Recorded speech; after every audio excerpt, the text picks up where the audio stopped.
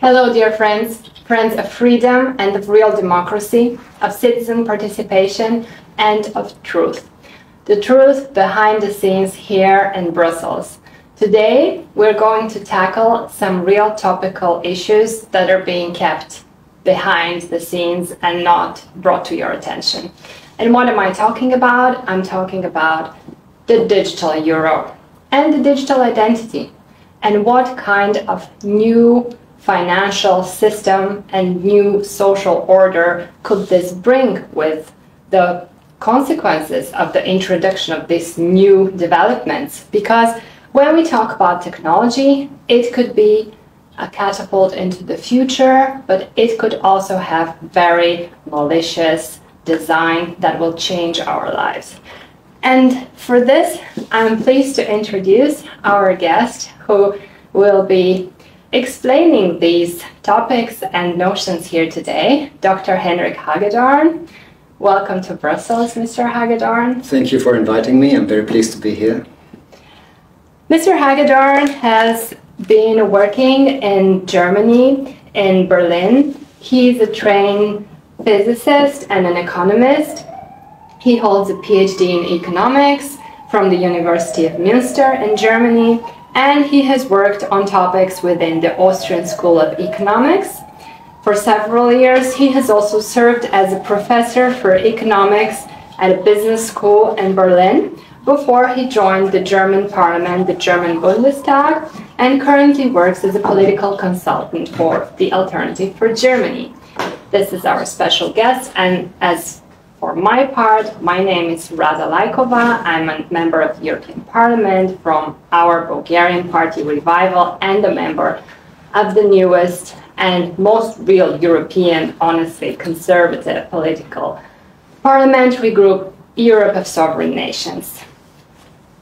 So a lot is happening. There are developments around the digital euro and the digital ID. And as far as I know, 3 out of 4 citizens aren't even aware that this is being put forward here in Brussels. So, Henrik, should we start with the very basics right away? What is the digital euro? Is it a game changer? How is it going to look like? Is this fake news? Does it really exist? Well, it doesn't exist yet, but it will exist soon. I think we can say that. And it is definitely something very new. Very new. And as you say, most people probably have not heard about it, or at least don't quite know what's ahead. When something new is coming up, then we always have a lot of questions, right?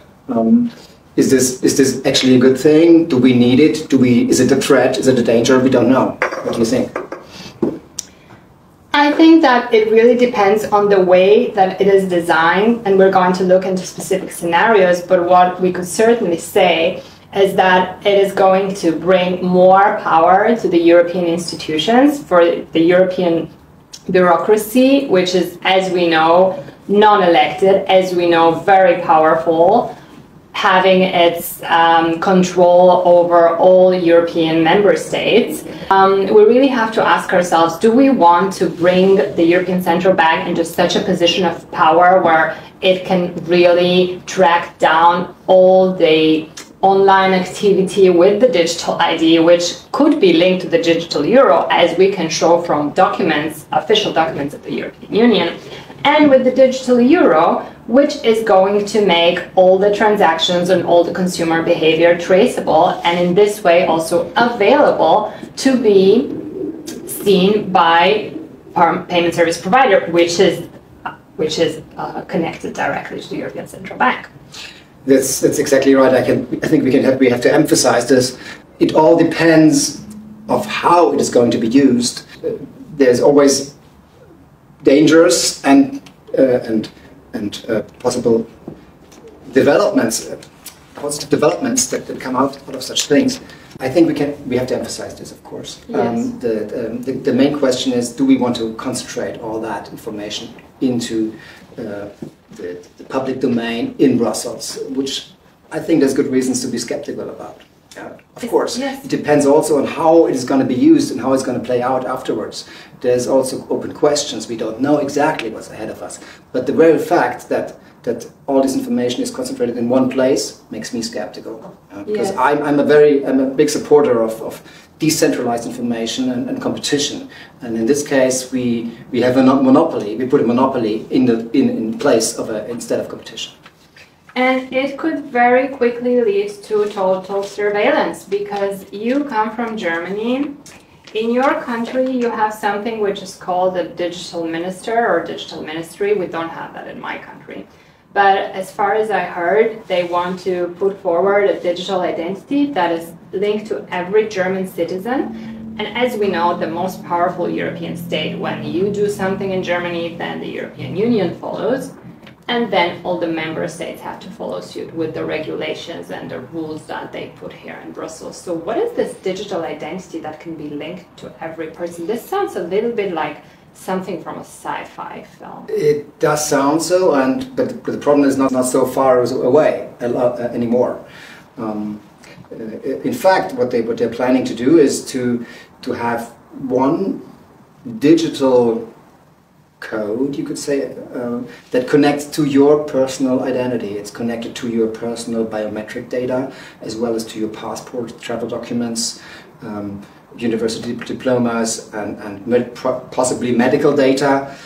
Everything should be stored in one folder, or what you could say one digital identity, and that should also be connected to your digital wallet. That includes your digital money. So, in fact, we see a lot of concentration of information. Everything that had been dispersed over so many different providers in the past shall now be concentrated in one place. And that is, of course, also a bit dangerous. Yeah? In the first place, people will say it's also convenient. It's very convenient to have Yes. it all centered. Yes. It's all available, and you can basically exchange it with everybody instantly, and you don't have to care so much about these things. But the problem is that you also might lose control.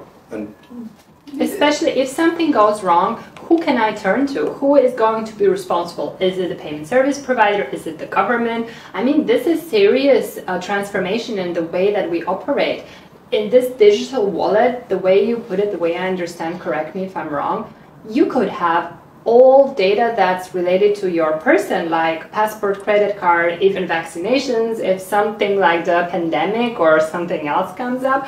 So how about privacy? If something goes wrong, if there is a breach, who is going to be responsible for this? I don't know. Yeah, the problem is that nobody really knows. Yes. And it's very hard to make anybody accountable if something goes wrong. We know that. It's always the case in politics.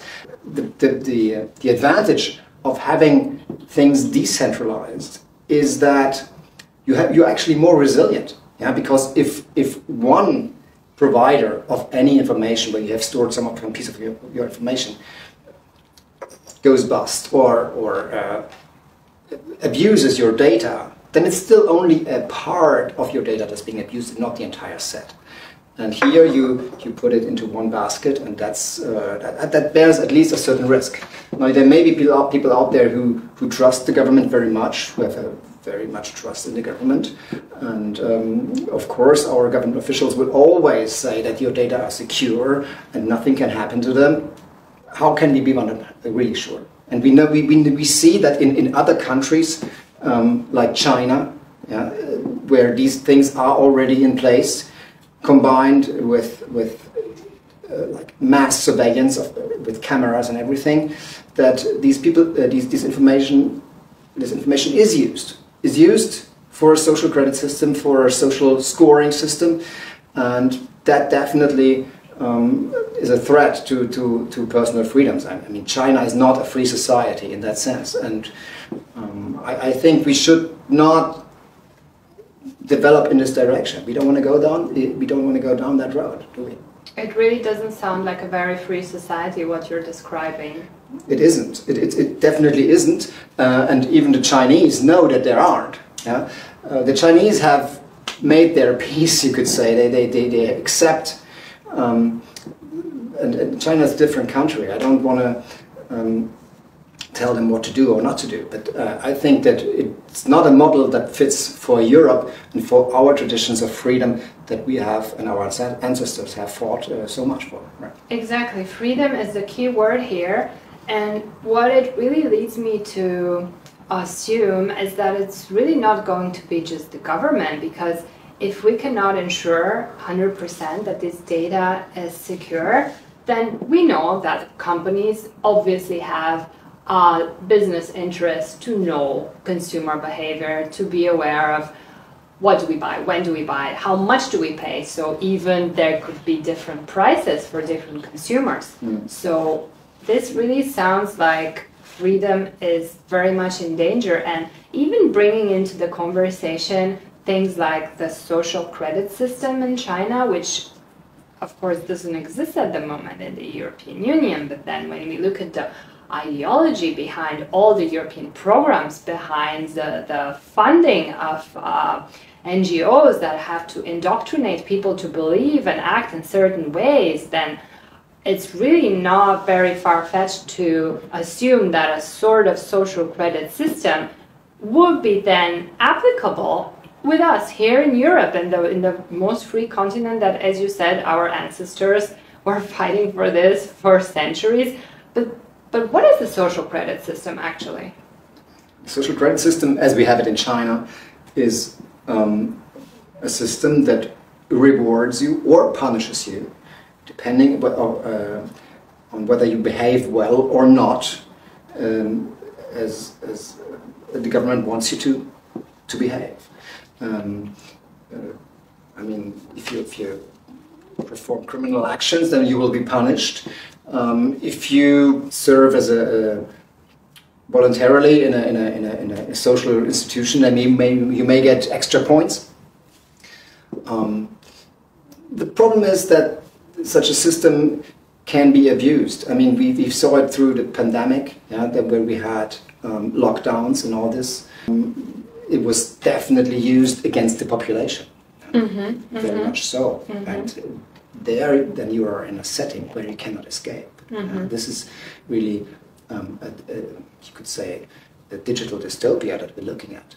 We should not say that this is really around the corner. It's not something that we will see today or tomorrow in Europe. That's probably, we should not be misunderstood here, but we should be very clear about the fact that this architecture can be used for that purpose. And that's the risk that we're seeing. I think we both agree on that. Yes, and not only we, but most European citizens obviously show that they don't have trust in the current system, that they want a big change for the leadership in the European countries and also in the European institutions. And for this reason, our parliamentary group, along with the other conservative groups, is voting for a vote of non-confidence on Ursula von der Leyen. You're totally right. The political opposition against that system that the EU is trying to impose on the entire continent is rising. Everywhere in Europe you have opposition movements that are getting stronger and stronger. And we also see that the system that is being challenged acts in a more and more repressive way against these opposition movements. We see that people who are critical of the government, they're being charged by trials, they're being unbanked, they lose their bank accounts and all that. All these things are already happening, and so that's really not a sign of a working democracy and a state of law, as we say that. But and so that should make us very suspicious that if in such a situation they're putting an infrastructure into place that would give them even more possibilities to act in this way. Precisely, and it's not even only individuals, but as you very correctly mentioned, we have had cases of people who are not supporting the type of policy that the current Ursula von der Leyen Commission believe we should go forward with, and then all of a sudden their bank account is closed. And as a matter of fact, very bizarre, the moment I became an MEP, one of my German bank accounts just closed, and they didn't even give me explanation for this. See, So it is very much clear to me why this happened, because this is a Berlin bank based in Berlin, the most liberal, neoliberal city in Europe, perhaps. Don't get me wrong, I really appreciate and love the city of Berlin, but you have this kind of subculture there that is all pervasive. And the moment I became an MEP, they started to inquire, and I did provide all the information of what exactly am I doing here and who am I representing, because this is all in the documents. This is what banks standard-wise ask from you when your situation changes. But then this one, they didn't even explain, and they closed my account from one day to the other. And I have to tell you, I had personal consequences for that, because I was relying on my money, which is on this bank account. What happened to the money? They did transfer it back after a couple of weeks. Upon my follow-up, it was not the issue that they kept the money, but they kept me without access to my money, without a definitive warning. It was just gone, no access. So this has not a lot to do with with my citizens' rights, does it? Because they're a service provider, and they're obliged to give me precise information on that. It's at least shocking that it happens. I mean, they are a private institution. I mean, they will always recline to civil law and say, well, we have the right to choose with whom we trade. But it still should make us very, very concerned that this is actually happening. Yeah? I mean.